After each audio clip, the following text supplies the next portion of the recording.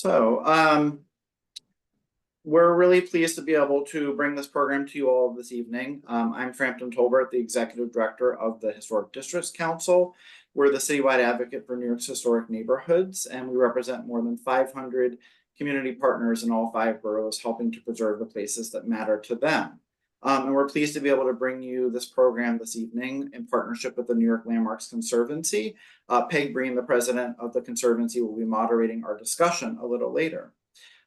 We are in the midst of a public process for the Midtown South mixed use plan, a city initiated rezoning for 4 quadrants in South Midtown, which was previously not allowed residential development as part of its zoning. And while at least at HDC, we support the idea of housing, and I think a lot of the groups do, and our 2 experts this evening, Joe Rose and George James, will be talking a lot more in detail about this. We are concerned, HDC, the Conservancy, and other stakeholders are concerned about the details and how this rezoning may actually impact not just Midtown South, but the entire city going forward. So tonight's program will explore the complex details of this proposal. HDC has been involved in the proposal since the beginning. We selected the New York Fashion Workforce Development Coalition as a 6 to Celebrate priority, and we've been working with them to understand how this proposal will impact the thousands of fashion-related jobs, respectively pushing them out of the area altogether. And I'll share some more resources in the chat, including their most recent letter and petition, which was just sent out this week. We've also written letters to the Department of City Planning in partnership with the Conservancy, and we had sent a list of 15 priority sites to the Landmarks Preservation Commission for consideration as individual landmarks. And the LPC has calendared 5 of those, but we're hoping that they will consider more of these deserving sites, which are also excellent examples for adaptive reuse. And again, you can see all the advocacy on our website, and I'll drop a link of that in the chat. And if you have questions this evening, you can also put those in the chat, and we'll also be, at the end, we'll have time for questions and answers, and Peg can call on you. So with that, I think on to our program. So I'm going to introduce our first speaker, Joe Rose. And Joe Rose is an amazing advocate here and expert, and I'm going to let him really introduce himself. But first and foremost, a former chair of the City Planning Commission, which is incredibly helpful to have as we explore this very complex process, and also put Joe's full bio in the chat. So with that, I'm going to turn it over to Joe, and Joe, I'll pull up your first slide. Hold on just a second. Okay.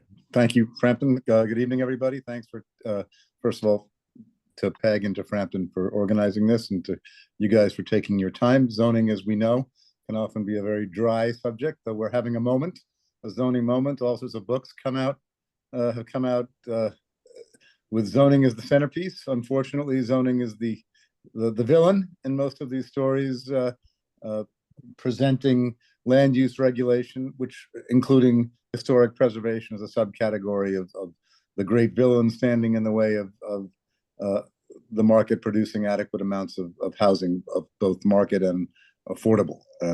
There certainly are some cases where, there's lots of cases where land use regulation has an impact on housing production, and I'm sympathetic to some of the arguments, but the abuse or the excesses of any argument, whether it's preservation, land use regulation, development, excessive use of government power, can lead to very adverse consequences. And unhappily, that's the case that's, I think, embodied in the proposal that we're going to be discussing tonight. The good news is, I think there is plenty of room for reform, and there's an opportunity in the process to make this better, to address some of the biggest concerns, especially as they relate to historic preservation.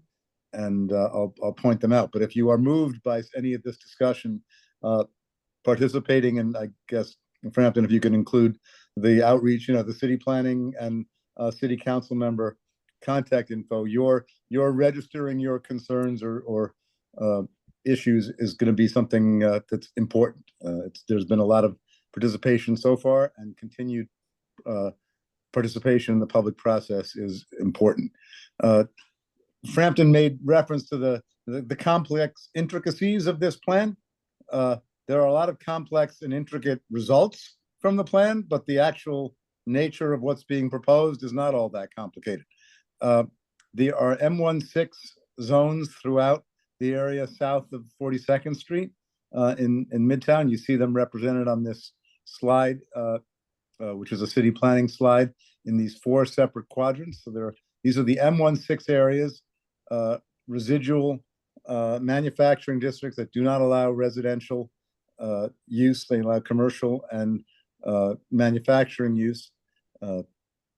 They've been untouched from a zoning perspective since the 1961 zoning was adopted. They have a 10 base FAR that can go to, I'm assuming everybody has a certain literacy with FAR. I apologize if not, I can answer questions subsequently. But 10 base FAR going to a 12 FAR with a plaza bonus. And you can see there are 3 of the 4 separate quadrants, one in the northeast, north of 34th Street to just south of 41st Street, from 8th Avenue over to Broadway, then one east of 6th Avenue to 5th Avenue, south of 40th Street to the north side of 35th Street, and then the one in, I guess, northeastern Chelsea, west of 6th Avenue, going over to east of 8th Avenue, and then the area covered in the southeast quadrant is Nomad, south of 31st Street, east of 6th Avenue, and west of 5th Avenue down to 23rd Street. All 4 areas, which are very different in terms of their actual land use and density and characteristics, are being treated the same for the purpose of this rezoning. They are, instead of an original proposal, which was to keep the same FAR, 10 FAR residential, 10 FAR going to 12 FAR with a plaza bonus, which was the original proposal that city planning had worked on. When last spring, 2 things happened. The city of Yes started to proceed to adoption, which created 2 new very high density districts, and the New York State legislature approved amendments to the multiple dwelling law, which removed what had been up until then a 12 FAR cap on residential use. City planning did a quick pivot and raised the FARs being proposed in these districts to an 18 FAR residential and depending on the district, either a 15 or a 12 FAR for manufacturing or commercial use. But that represents effectively a doubling of the floor area, the amount of development allowed in each of these quadrants. The only bulk restrictions really are a street wall requirement that goes from anywhere at the discretion of a developer to go from either 60 to 155 feet at the street wall, with then a slight setback. But that's fundamentally the proposal. Lots of pages have been sort of promotional materials have been issued pursuant to that. But what's not studied either in the environmental review or in the actions being described is the profound adverse impact that this amount of additional FAR could have either on the built character of the area, or especially on the ability of landmark properties, historic properties, either in individual landmarks or buildings in historic districts, to transfer their air rights and capture the value of their surplus air rights, which could be which are extremely valuable, could potentially be used for in a modified plan. But as it is under this proposal, by increasing the FAR for all potential development sites to such a degree that they really have no use for landmark air rights at this point, it's the important capacity of landmarks to transfer their air rights has been effectively devalued, and the result is This was not even studied or paid attention to. And I think that I'll just close this opening statement with the fact that the complete disregard to the impact that this kind of an action can have on what is, at least for some quadrants, especially the southeast quadrant, which I'm most familiar with, but all the quadrants, not taking into account creating such a surplus of floor area that landmark air rights no longer have any value is and disregarding even studying that is a very profound action in regard to where the treatment of landmarks and historic preservation falls in New York City's land use regulation. We can discuss that more later on, but let me stop at that point. Great, thank you so much, Joe. Our next speaker I'd like to introduce is George James, who is a New York City-based New York City-based urban planner. He also consults with community boards and community-based organizations on rezoning applications. And for MSMX, he worked with Community Board 5 to show how the rezoning proposal would impact likely development. And that's what he's going to share with us this evening. Thank you for being here, George. Great. I'm happy to be here. Thank you, Frampton. Thank you, Peg and Joe. That was a great introduction. Okay, I'm gonna show more slides than what Joe showed, and hopefully explain a little bit into the weeds. And if some of you were involved in the community board or went to any meetings, some of this will seem familiar to you. But I'm not going to repeat what Joe said. He described the proposal, I think, pretty thoroughly. But one of the things he did not mention, or at least that I did not catch, is that you can increase the FAR up to 21.6 and possibly even higher over the base FAR if you're using transit improvement bonuses and then other ways of exempting other floor area. So it's actually even more than in terms of the potential is higher than the 18. And of course, the unlimited height towers are permitted. But this was all studied in a DEIS, right? And Joe was complaining about or saying that not all of the impacts were studied, but when they did a DEIS, they examined the entire area and they said that these sites, these 62 projected development sites and 7 potential development sites were the sites that were going to be redeveloped. Or at least in a worst case scenario, these would be redeveloped. And then they studied each of these sites thinking, well, how big would the buildings be and how much activity would they bring to the area? How much traffic would they create for both residents and workers? And that all fits into the environmental review. Now,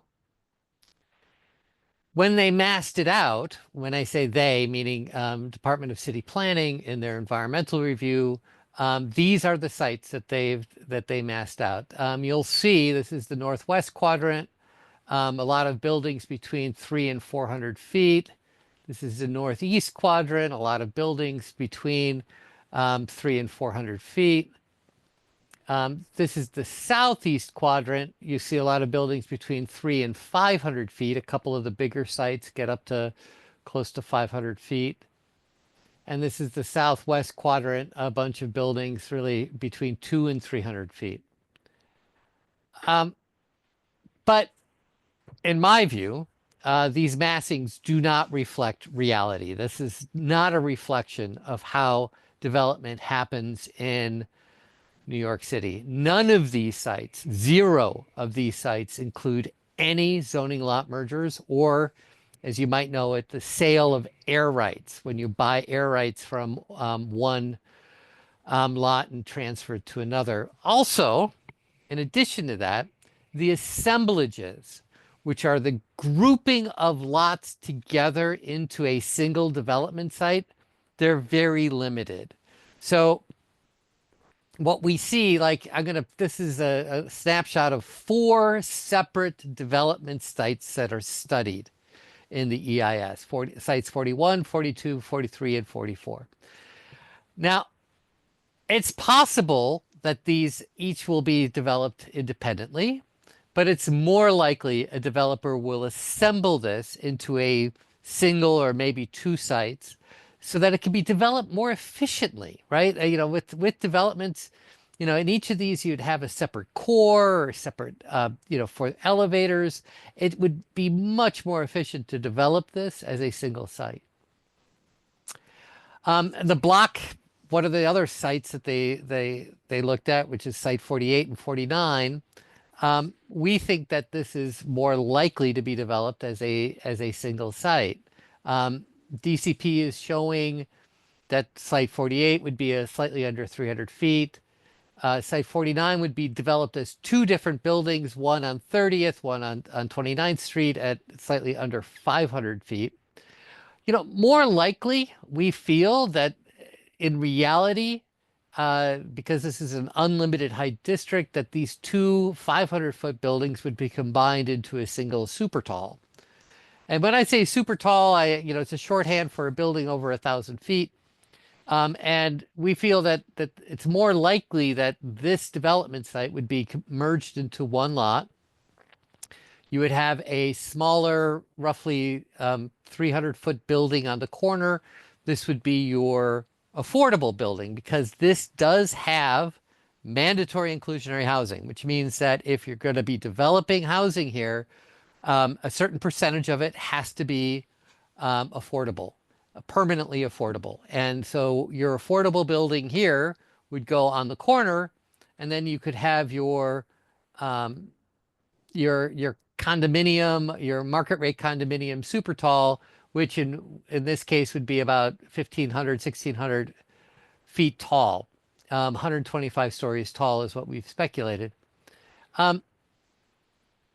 And so, you would have it as one single zoning lot with two separate buildings, right? And this is a way of allowing for condominium ownership. It would be very hard to have affordable rentals in a luxury condominium building like this, but if you separate it like this into two separate buildings, zoning would permit this kind of scenario to happen. This is an expensive building. DCP reviewed all the work we did for Community Board 5. This is the first site that we did for the Community Board, and they said that it's possible, but they also said it was impractical because this is a very expensive building form. And it is. It's a very expensive building form. Building buildings that are 1,500 or 1,600 feet tall is very expensive. You have to put these windbreaks in, and the engineering is astoundingly complex. It's expensive, but there are very few places you can do it, and people do it, right? There are comparably impractical buildings. This is 432 Park Avenue, which is just under 1,400 feet tall, and it is built at 14.1 FAR. So it is actually a smaller building than what we're looking at in terms of floor area. Likewise, Central Park Tower is closer to what we're showing. It's 1,550 feet tall. But it also has less floor area. It's 13.35 FAR floor in terms of its floor area. And then further, we should say this is important because we're living in a new era. We just passed the City of Yes in December. And that changed how we count floor area. So the 13.35 FAR Central Park Tower does not equal the 18 or 21.6 FAR available in MSMX. We've had FAR inflation. And what I mean by that is we used to exempt certain spaces in the building that we call quality housing buildings, which were buildings that were not towers, but they had a predictable height limited building form, and you could deduct the trash rooms and the recreation space, and there were certain conditions that you could deduct the common corridors. Also, as a part of City of Yes for carbon neutrality, we got rid of the old green wall deduction and we replaced it with 5% FAR deduction for fully electric buildings, which you basically have to do nowadays. And with these additional exemptions, when we do towers, now under the new rules, we show them with close to 2 times the amount of exempted gross floor area than prior to City of Yes. My point is, that sounds kind of complex, but my point is that with these extra spaces, these 18 or 21.6 FAR buildings are effectively larger than that because we can exempt more floor area from those measurements. And, you know, I support everything that Joe said regarding the potential impacts, because there's so much floor area available at 18 FAR that the sheer volume can interfere with other goals. And some of those goals are already in the proposal. Like, for instance, there's an exemption for floor area for schools in the proposal up to 150,000 square feet of school floor area can be exempted from, from your count of FAR. And, you know, will you actually do that if you have so much FAR, right? I mean, will you actually build a school if you have all this excess FAR? There's a potential for a floor area bonus of 20% for covered pedestrian space with a special permit. Will you go for that special permit with if you have all of this FAR? And then, of course, you have the transit improvement bonus, which you get another bonus. And the question is will you actually go and deal with the MTA and the transit improvement if you already have all of this FAR? You know, it's the question of, you know, FAR has been scarce, and this proposal makes it abundant, to use the word of the moment, right?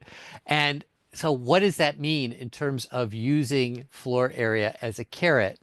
And, you know, it may very well discourage zoning lot mergers.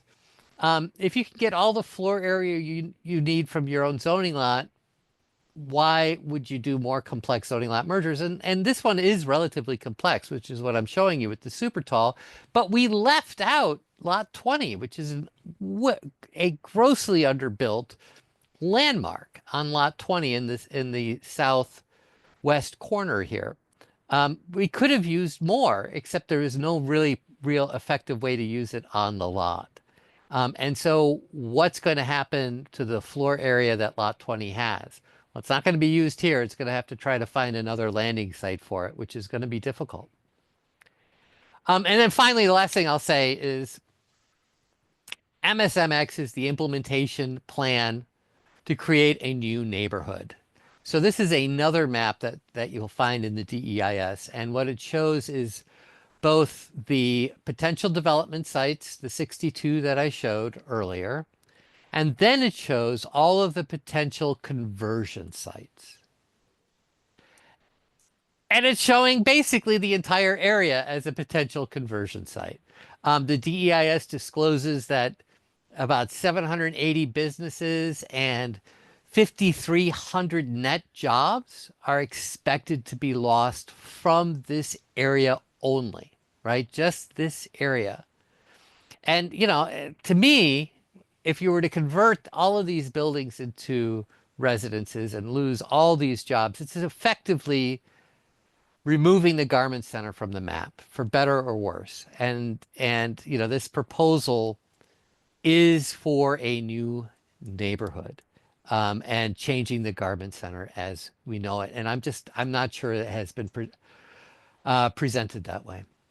That's all I have, Frampton, Peg, if they're happy to answer questions. Great. Well, I will pass it over to Peg, who I think is going to ask you a few questions, and then we'll move into if there are questions from the audience. And you know, while you're doing that, also please make sure to check out the chat where we're putting more resources in there, as well as we'll put in the email addresses for the elected officials, as Joe had requested, and we are asking you all to get involved here as well. So with that, I'll pass it over to Peg. Thank you. Joe, you mentioned that individual landmarks are going to lose the ability to move their FAR, sell their FAR to gain. But I'm wondering, with the heights that are possible here, if this is not a negative impact on all landmarks, because most of the landmarks in the area will be severely underbuilt compared to what could happen. So I think there's also going to be enormous stress on the Landmarks Commission to approve demolition of landmarks. And the EIS notes that there's going to be a significant adverse impacts on historic and cultural resources in the area. Right. So it's pretty bad for a lot of buildings. So there are three things, a good point. I think there are three things in this proposal that are really toxic for historic preservation and individual landmarks and historic districts. Number one is by creating, it's not that they don't have the right to transfer their air rights, but as a result of this incredible surplus of air rights that's being created by this new zoning district that's never before, we never had a district that went up to, for residential, you couldn't do it by law more than 12 FAR. By creating an 18 FAR bonusable to 21.6 FAR district, there's effectively the market for landmark air rights has been evaporated because there's just such a surplus that they don't have anything to sell. The second impact is that since you don't have any place to have your surplus development rights used, and you're a landmark that may well be, you know, whether it's a religious property or some other property that's not a for-profit property, the pressure, the financial pressure you're under to capture the value some other way, whether by the hardship application, which people say, well, that's very difficult to do, partly because you can get rid of your surplus air rights by selling them to an adjoining property as things now exist. If there's no place else for them to go, the real ultimate pressure comes on the capturing the real estate value of those sites. And that's a pressure that the courts noted in the Grand Central case, and ever since, that there is the value of the air rights that can be utilized. If the proposal swamps the area with FAR, that creates more pressure on the individual landmark. The third thing, the one, and by the way, neither of those two points that I just made were studied or mentioned in the environmental impact statement. The third, which you referred to, which is the unmitigated adverse impact on existing landmarks, is, well, the light and air, and they can be overwhelmed by adjoining construction and development, which is they say, well, that's just, you know, tough. That's too bad. The law requires that when you have an identified adverse impact, that you try to figure out what's an alternative that would mitigate to some degree or other the impact, the adverse impact. And this is why this, one of the reasons why this has a citywide, perhaps even a statewide impact on historic preservation, in addition to the problems in the particular district, is by saying there's an unmitigated impact. We don't have, their response is, well, it's an unmitigated impact. Anything else, any attempt to deal with this would simply undermine the whole purpose of the proposal, and therefore we're not going to show any attempt at mitigation of this impact. So they're basically drawing a line in the sand saying, we dare you to force us to take historic preservation into account. We don't think we have to as part of our planning process and our analysis. We just declare it to be an unmitigated adverse impact and move on. And that is, well, in any particular instance, it may not be that big a deal. The failure to have that be something that they even pay attention to, that they even do the analysis of, is something that threatens every landmark everywhere. Agreed. And George, on your slide, it noted the number of units that could possibly come out of this. MIH has never produced a lot of housing. They've already upzoned Soho NoHo, and that has so far has produced absolutely no affordable housing. and the housing that's coming on now is luxury. So you really can't take these numbers as at face value. And so far they've overpromised and haven't delivered. Well, I think it varies by neighborhood, and the neighborhood is going to be important, Peg. You know, one of the things that we found in East Harlem, which had a large MIH area, and they did get some, I mean, there has been some affordable housing done in MIH buildings, but in the commercial areas, where you had both high commercial FAR and high residential FAR, higher residential FAR, we're seeing some developments go in at 100% commercial so that they do not have to produce any affordable housing. And that was a little bit of a surprise. We weren't expecting to see developers come in with a 6 FAR commercial building and not do a 9 FAR residential building with an affordable housing requirement. But it looks like when given that choice and weighing the responsibility of having to produce permanently affordable housing, and you know, a commercial building that doesn't have any, some developers have chosen the commercial building. Now, with 485X, does that change the equation? Will we see more of this? Next, please. Oh, I'm sorry. 485X is the state subsidy, the state's tax subsidy, which encourages affordable housing. You can layer on 485X with MIH, and so essentially you're getting both an FAR subsidy and a tax subsidy as well.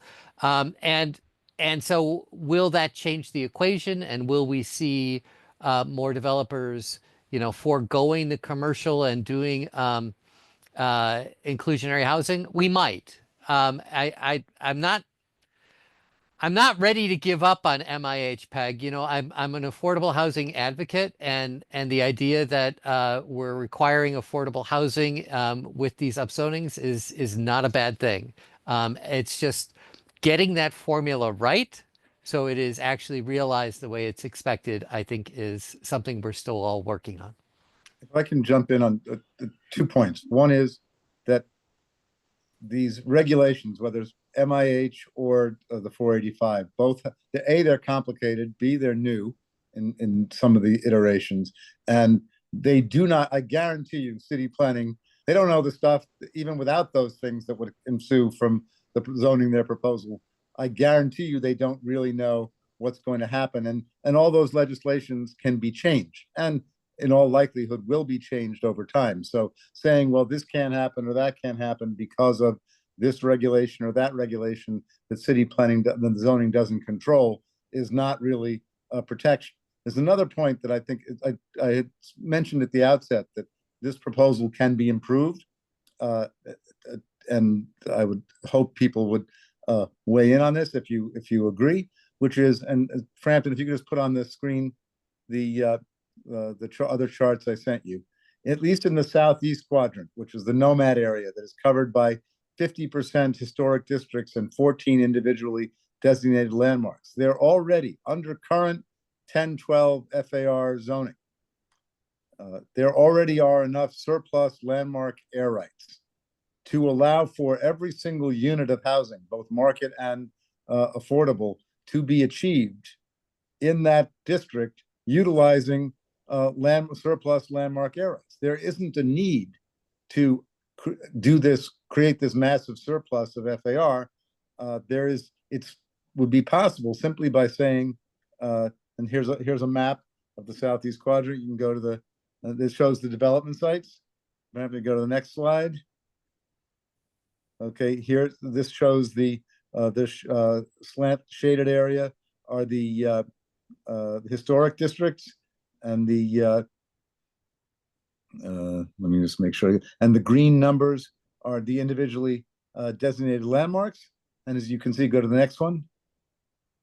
And then there's 1.3 million square feet of zoning square feet in between the historic district, and if you go to the final slide. I don't take too much time here. As you can see on the right, if you just kept the FAR at allowed now, but permitted residential use, you could get the same amount of FAR that the city is proposing by utilizing landmark air rights, as opposed to what they have on the left, which shows what they do just by creating this additional FAR. Now, this doesn't take on every single massing issue that George was laying out, and doesn't solve every issue, but it does show very clearly that if you simply incorporated historic preservation into the proposal, you could achieve the housing results and benefit the landmarks. Thanks. You can get rid of the slides then. You know, if you put all the historic districts together, they would amount to probably 5% of the land of the entire city. So they're not in the way of new housing. But there seems to be such a focus on Manhattan, because that is where developers want to build. And we're negating the quality of life, the identity that historic districts provide. And between City of Yes and this and the other zonings going around, Manhattan will be unrecognizable. Right. Well, also, no one, there is a very legitimate issue, and I'm not going to weigh in on it here, but about whether there needs to be the single family, the single house family residential zoning in much of the city should be adjusted to allow for, on wide streets, certain higher density, low scale but higher density zoning than that which is now permitted. And that's a national issue around suburbs and lower density neighborhoods. No one has ever, I have never seen, I've seen people ask, of course, for more FAR. I have never seen anyone identify a shortage of FAR in Manhattan as a obstacle to development. Not one, especially not where landmark air rights are available. And they did lots of community outreach and reports. I mean, they have thousands of pages that they present, I mean, none of which go to the core issues, but not one comment said, gee, we're not developing this site because there's not enough FAR. There is, and I don't think there's any disagreement about the need to allow for mixed use development to get rid of the restriction on residential development, but the notion that it should be done in a way that negates the value of landmark air rights is something that is, it's really appalling. By the way, they also take out, I didn't mention this, but it's a very important issue. In the northwest quadrant, the south-facing block of 40th Street has a development site that currently falls within the special theater district. It allows for Broadway theater air rights to be used on that development site. And one of the actions that they're doing, just because they want to have it be consistent with M16 as it's zoned across the district, is taking that block front out of the Midtown special district, the theater district, and putting it into this so it gets an upzone. Something for which there is simply absolutely no rationale. And they don't explain a rationale. They don't even mention the fact that it's a eligible theater receiving site and that would diminish the receiving sites for the Broadway theaters. George, you do a lot of work for community boards, and you've done work for the community boards here. Yeah. What are their strongest concerns? Oh, the community board, I mean, listen, I didn't speak to everybody, right? But there were some themes. I know that there was a lot of concern about the Garment Center as a place, right? You know, the Garment Center is a center of industry, and it's important to a lot of individuals. And it is absolutely threatened by this rezoning. There's no doubt about it as a place. Right now, you know, I don't think there's any love lost for the existing zoning. Like the existing zoning, I think everybody agrees, is bad. It has bad bulk. It's you know, not allowing any residences at all is unusual in New York City commercial areas. But I think the problem is that is that there isn't protections for things like the garment center, and also the amount of floor area that people are talking about was of concern. The EIS, for instance, gets into the traffic, and you know what it discloses? The traffic there right now is absolutely terrible.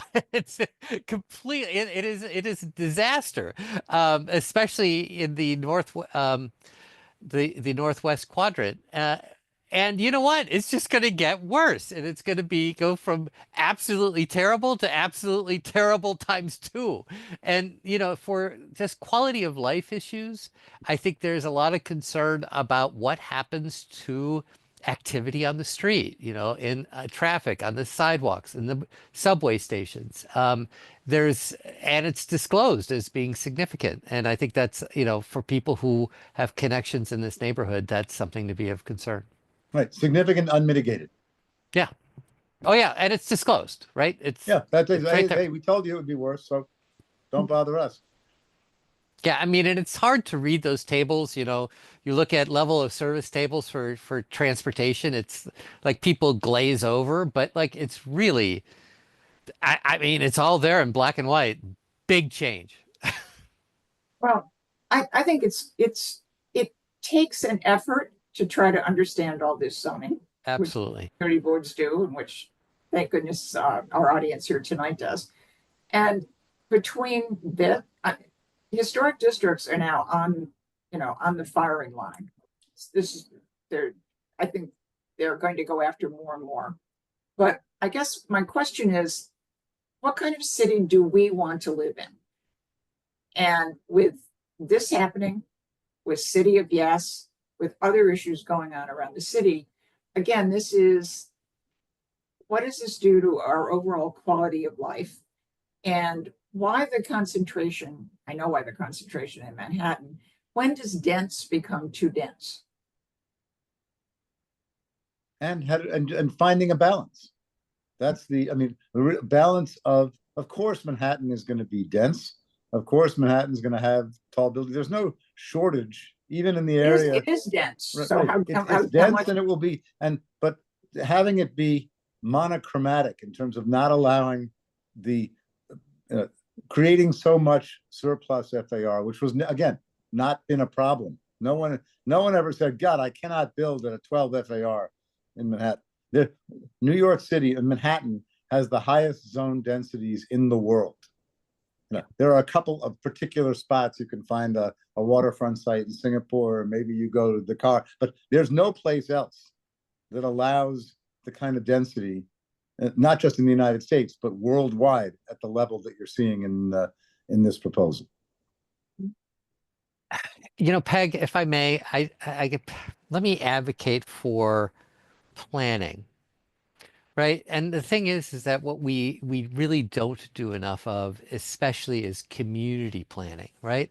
There are people who are deciding that super talls, buildings over 1,000 feet, are good things. The Department of City Planning just released a proposal that would bring super talls to Queens, right? Is that there are people who are making these decisions.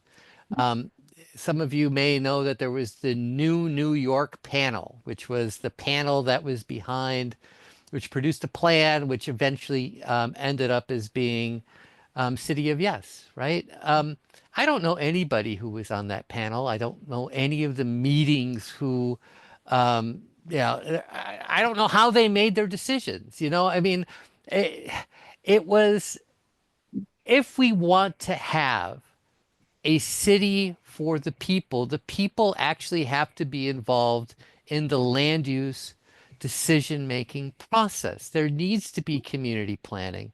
There needs to be engagement of people like yourself, of Frampton, of Joe. There are these resources that we have in our community boards. We have chairs of 59 community boards. We have their committees. They know more about their neighborhoods than anyone.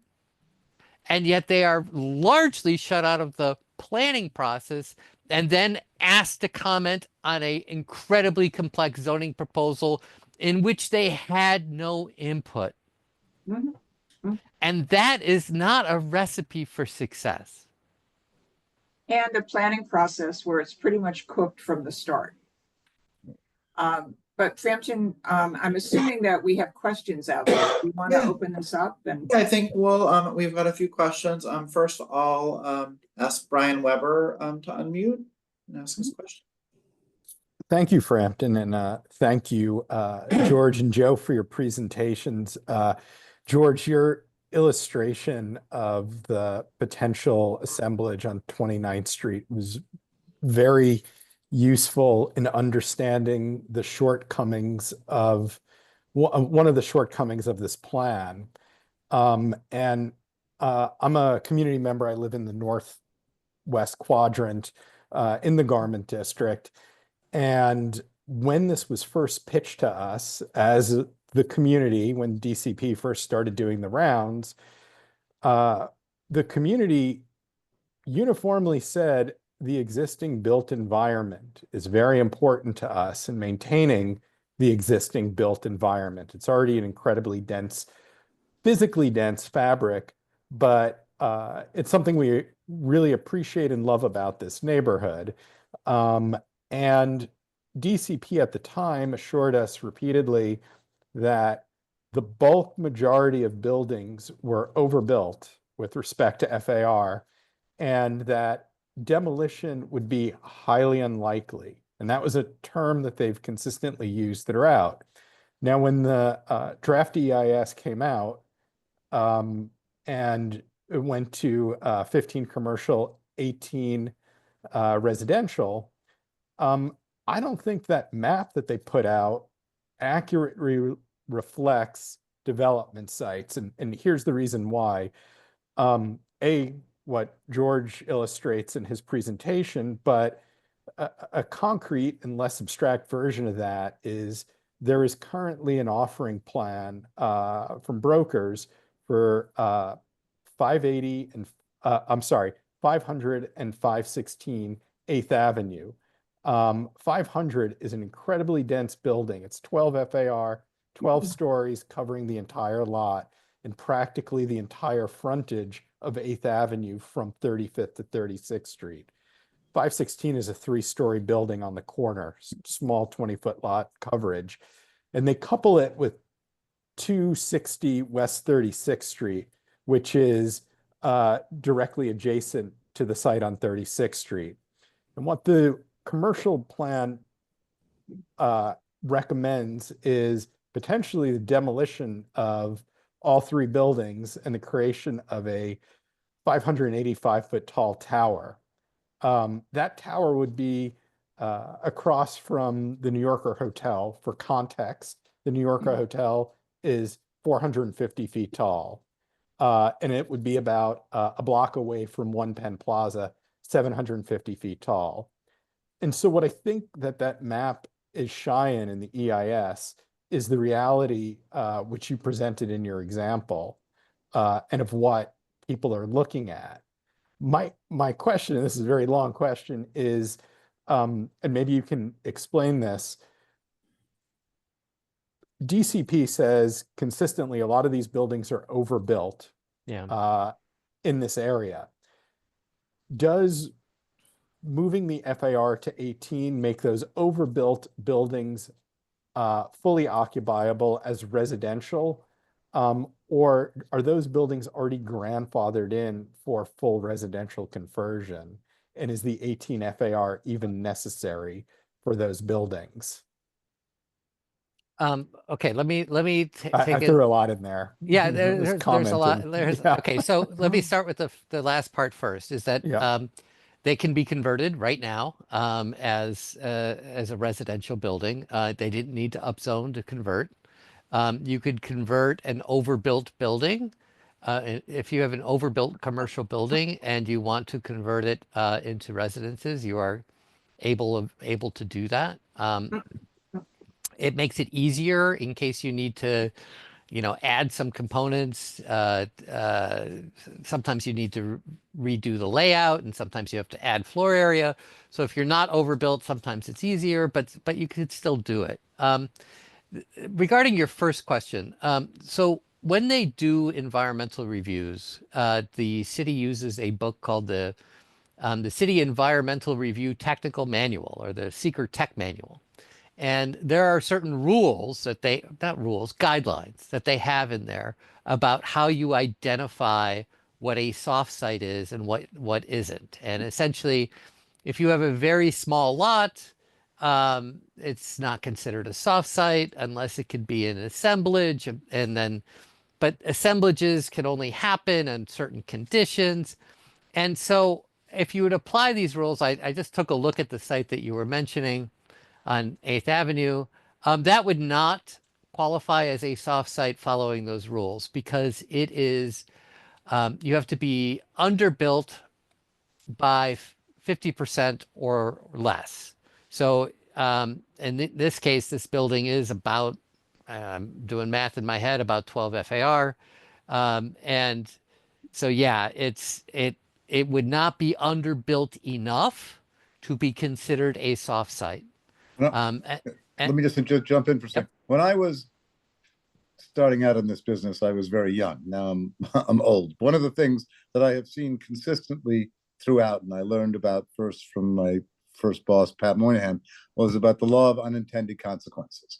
And I can guarantee you that they do not know what is and is not a soft site. Yes, a parking lot, is a obvious soft site. But they don't know what a soft site is, and it's safe to assume that the developers, once the rules are in place, they will be figuring out what they need to do to make any potential opportunity viable. And I'm not against developers, I'm not against development, but I guarantee this proposal it's really about it's planning by press release. How do we hit a certain number? Let's get to this number. We have a new toy. We created the R11 and the R12 zoning, so let's go map it somewhere. Oh, the M16 districts. Let's do it there. And in terms of the environmental review, it's really nothing planning. In terms of we don't want to ask ourselves questions that might give us tough answers. So that's why they fall back. Oh well, the technical manual. The technical manual is a guideline to make sure that certain things are studied. And that's not a prescription about what you cannot study. And there are obviously cases, again, landmark transfers, things like, and just jumping to the question asked about a bias against landmarking. I hope there are some who have a bias against historic districts and landmarking. I think equally problematic sometimes can be disregard and neglect.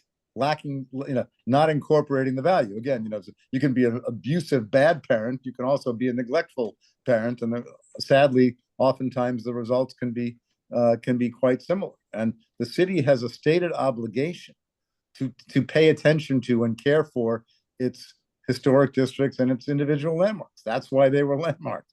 To disregard it and act like, well, we don't have to study that, or there's an adverse impact, is a disregard of a legal obligation. Let me, Joe, just reference a question we have in the chat from Francie.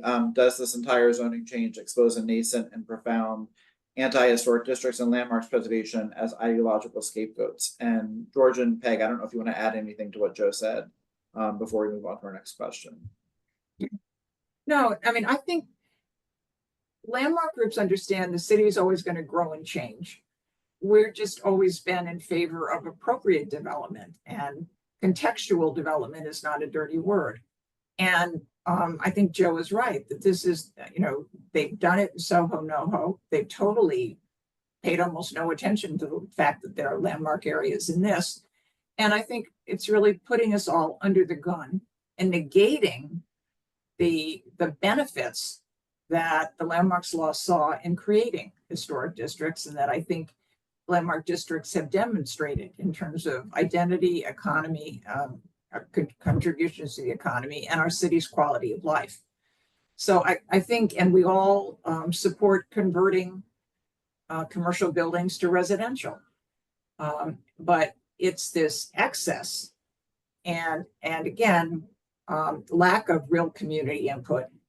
And again, the question is, what kind of city do we want to live in? And what are they giving us instead? Thank you. Our next question is from David Trader. David, do you want to unmute? Hi. Thank you for the forum. Thank you all for your work on this stuff, and especially to Joe and George, who really are in the weeds on what this stuff actually means thinking forward. I have many thoughts about this. I've been following the process the whole way through. But three things.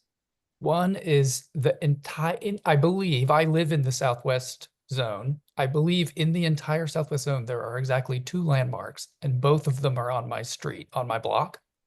West 30th between 6 and 7. So if there were a solution proposed in the Southeast zone, I would love that we be treated fairly and sort of brought into that.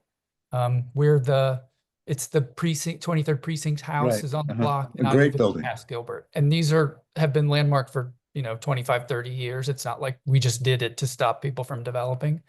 So I throw that out there for context, but I also note that so far in this process, anytime I hear someone make a suggestion or say, gosh, this is what could happen, I wish you'd consider this, it seems to get stiff-armed as you're anti-housing. You don't want the supposition is that this rezoning will deliver not just more housing, but more affordable housing, not the technical term, but the layman's term. You hear people saying, I can't afford to buy, in the city of Manhattan. I defy, I haven't had it yet. In any recent rezoning, show me where it made housing less expensive. Didn't happen on 6th Avenue with the rental towers and condo towers. They're making a promise that I think this plan doesn't deliver. So I just throw that out there because I've had it thrown at me like you're anti-housing. No, actually, I'd love to have more neighbors. That'd be great. I just want it done sensitively in the language that you all use. Well, I'm sorry, go on. And so my third thing, I guess, is what do we think? I know you're forming this. I'm not holding you to it today, but what do we think is the proposal that would actually win? Because I think what it is that we would hope not to be at 18 FAR. We'd like to we'd like to be at 15, not to stop development, but so that we in the landmark, as other landmarks, could at least engage in a conversation, possibly sell our air rights to have something to say, which is going to end up in the same place, except that maybe the landmark gets respected. Well, my suggestion, just quickly, I think the reform should be, at least in those places where you have landmark air rights available, keep the FAR at the existing FAR, allow residential use, and allow the surplus air rights to be used by the landmarks, perhaps more liberal, more liberal transfers within the quadrants being proposed. But I don't think there is any pressing need for this degree of upzoning. Maybe one of the quadrants can benefit, and then you see how it works. But again, law of unintended consequences. Before you go and take a bazooka and start, showering FAR all over the place, do it. There are. This touches on the other question as well. There is this group, and others know about it better than I. You guys have been dealing with it. But it's Open New York group, which is a pro-housing advocacy group, and that's fine. As I said to them in the process, it's great that you're pro-housing, and I wish when I was chair of the planning commission, it would have been great to have a group like this. But there are many issues, and the goal is to find a balance. And there, I think there's a particular zeal with that group, hostility. There is a deep-seated hostility to historic preservation, which is fueled by some of the writing that's been done now, which is, historic preservation, old rich white people, old rich white racists are trying to use historic preservation as a vehicle to keep everybody else out. And look, you can always find cases, across the board where there's bad stuff, but we know that's not the case. And it's created a sort of a hostility and an animus that's inappropriate. I don't think most people believe that, but it has to be confronted and beat back. So at one of the community board meetings, one of the community board members who's an Open New York, carrier, said, I don't see why should we be giving benefits to these landmark owners? Why should we create a windfall for them? Well, the answer, of course, is because A, it's the law, it's not a windfall. And the alternative is just bestowing a theoretical windfall on a property owner who has a 12 FAR now. Why give them, what's the rationale for giving them an 18 FAR when you have the FAR available? So yeah, there are people who are hostile, and they're not really open-minded about understanding the balance. Think we have time for just maybe one or two more questions. I'm just going to answer real quick in the chat. Amy Werble asks, I teach at FIT and wonder if anyone knows whether there has been an input from our administration. This is very close to campus, and we have many alumni who work in the garment industry in our neighborhood. I know that the New York Fashion Workforce Development Coalition and others sent out a press release this week, co-signed by HDC, Miss Art Society, and others, supporting the requests of the garment district workers to keep the garment industry there and to put resources into that so that it doesn't disappear as part of this rezoning. So happy to put that in the chat and urge you to have FIT administration consider signing on to that. I know some of the other fashion schools have signed on to that. With that, I will pass it over to George Calderero, I think, for our final question. Thank you, Frampton. As some of you who were at the hearing last week and also have maybe heard me over the last 10 years, my concern is not as much with overdevelopment, but underdevelopment. I mean, specifically the demolition of historic buildings and otherwise viable, vast buildings that are demolished scot-free with impunity for the so-called developers. The most egregious case being Steve Roth, who can demolish the Hotel Pennsylvania with 2,000 rooms with bathrooms and leave it as a vacant block in my community. And I could talk about the Demarest building, which has been a vast block-wide vacant lot for 12 years. I could talk about the Casco building. I can talk about the Demarest building across from the Empire State Building.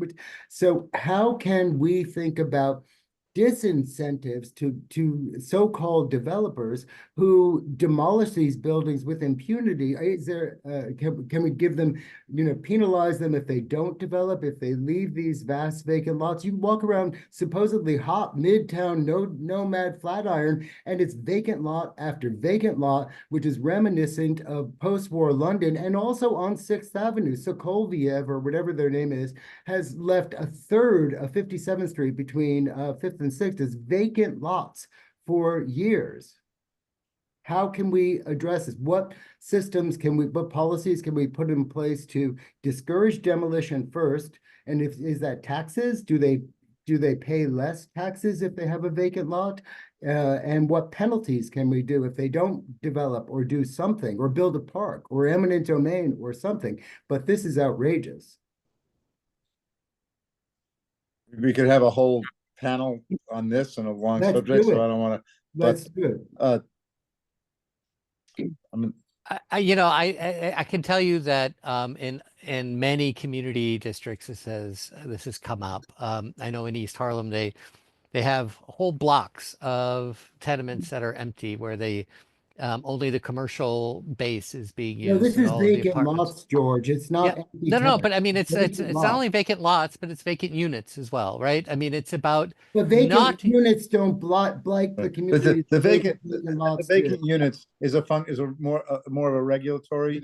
I'm talking about vacant. I get it. George, Lloyd Calderero, let George James please answer. Yeah, I guess my point is, George, is that there have been a lot of people talking about this very same thing that you're talking about for years. For as long as I've been active in this business, people have been complaining about not only vacant lots, but vacant units and trying to find tax incentives or tax penalties for people who do this, right? Because if you're land banking a property, very often people will demolish it. So the property taxes go down because it then becomes vacant land as opposed to improved land. So there's a benefit to keeping these properties that they're land banking vacant. Is there a way of changing tax policy so that they pay a penalty for that, for not improving it? And it's been discussed for years. I don't know the legal implications of that, but there is something that that the city should do to actively manage the incentives that people are using to keep these properties vacant.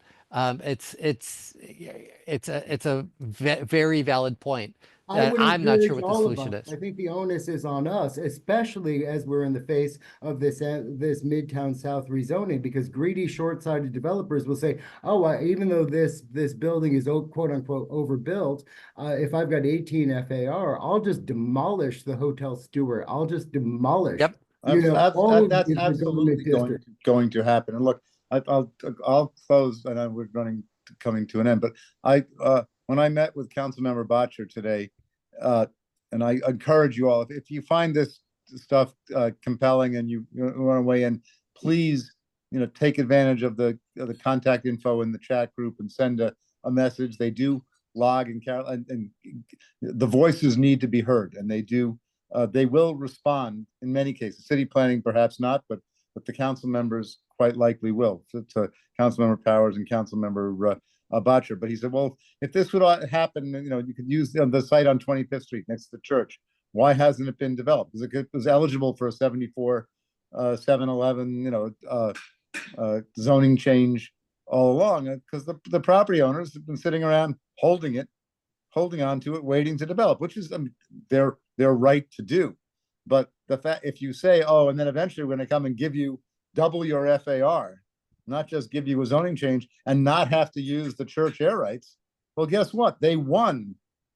I mean, or it turned out to be a very sound business decision to sit around and wait and Right. not do anything on that property, and then have it be done in a way where they didn't have to take into account the air rights. Now, the church that burned down, the old Trinity Cathedral, very much has surplus air rights that can land on that parking lot. You're still going to get a big building. I mean, George knows this. He's studying this site in particular.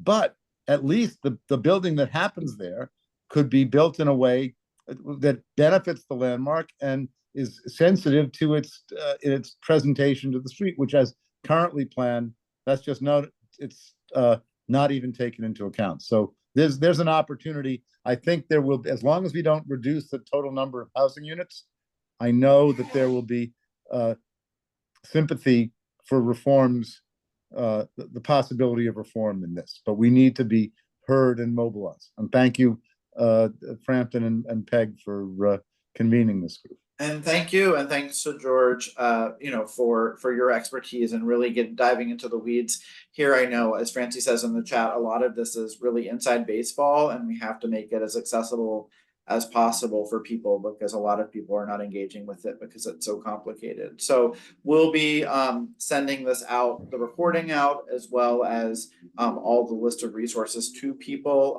in the coming days. And please share these with your neighbors, your colleagues. May 19th, the public record is open until May 19th at the City Planning Commission, and you can just send a quick note to say that you oppose this, that you would like to see changes, and we'll suggest based on what a lot of our colleagues like Peg and others have suggested there. And so Peg, I don't know if you want to say anything else before we wrap up. Yeah, I just think going to the council is crucial. City planning is not going to change much, but the council members have to know that people are concerned about this, and they have to know that there are repercussions if they keep not paying attention to community concerns.